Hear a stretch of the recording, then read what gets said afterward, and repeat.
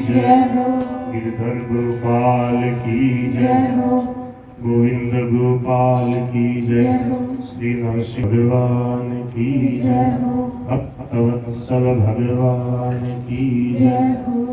श्री हनुमान जी महाराज की जय बोलो शंकर भगवान की जय हो। श्री गजानंद भगवान की जय हो। सपरिकर श्री भक्तमाल की जय गीता रामायण भागवत भक्तमाल की जय जय जय श्री राधेश राम राम राम। ओम वाञ्छाकल्पतरुभ्यश्च कृपा सिन्धुभ्यैव च पतितानां पावनेभ्यो श्रीवैष्णवेभ्यो नमो नमः। प्रह्लाद नारद पराशर पुण्डरीक व्यासाम्बरीश शुक शौनक भीष्मदाल्भ्यां रुक्माङ्गदार्जुन वसिष्ठ विभीषणादीन् पुण्यानिमान् परमभागवतान् नमामि। वसुदेवसुतं देवं कंसचाणूरमर्दनं देवकी परमानन्दं कृष्णं वन्दे जगद्गुरुं।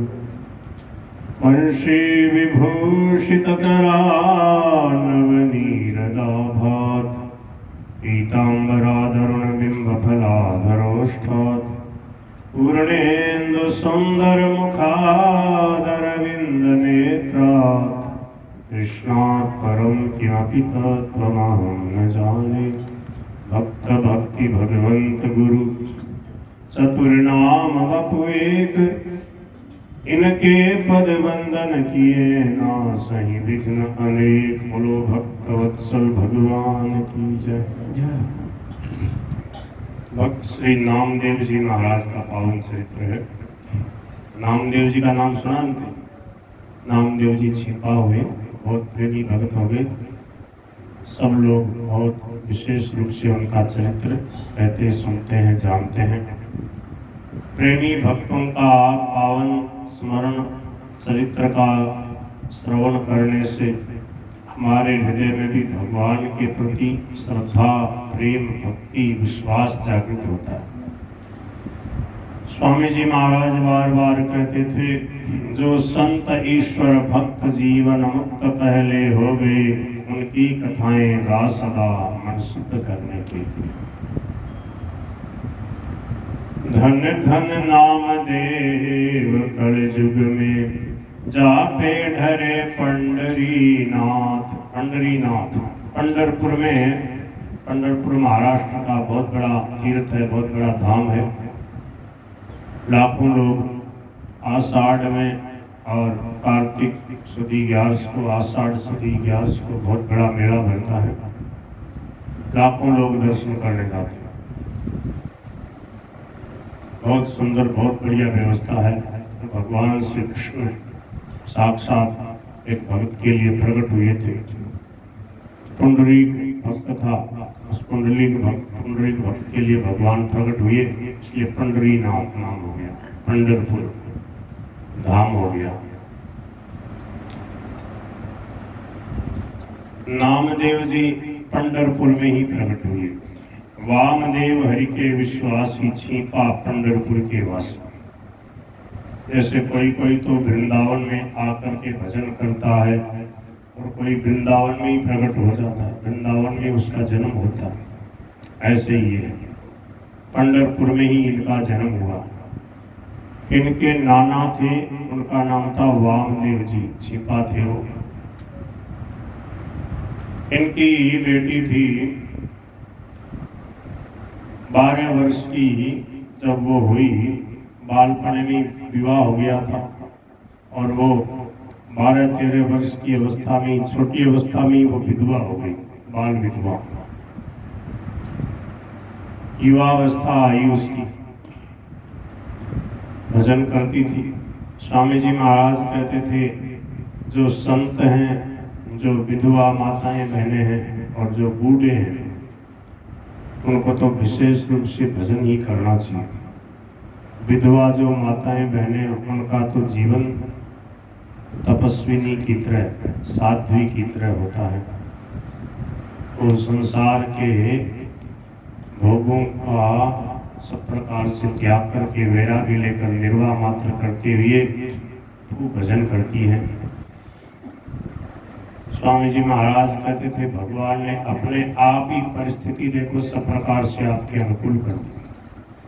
संसार का जितना प्रपंच दूर रहे, जितना इससे दूर रहे, उतना ही अच्छा है।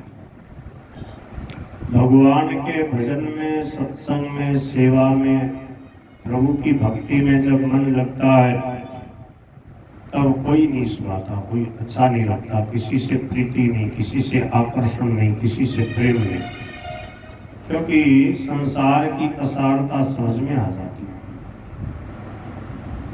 रजोगुण तमोगुण में जो वृत्ति लगी रहती है, इसलिए ये बात समझ में नहीं आती।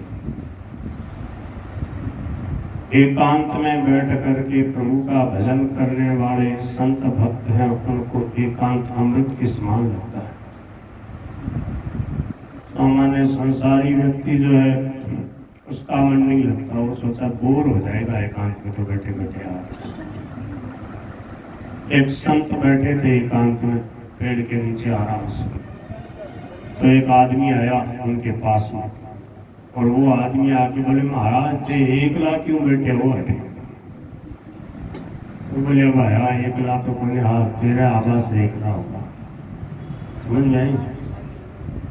अब तुमने आकर के एकला कर दिया, अकेला तो नहीं था। हमारे प्रभु के साथ में हमारी मधुर मधुर बातें हो रही थी, प्रभु के ध्यान में, प्रभु के चिंतन में थे।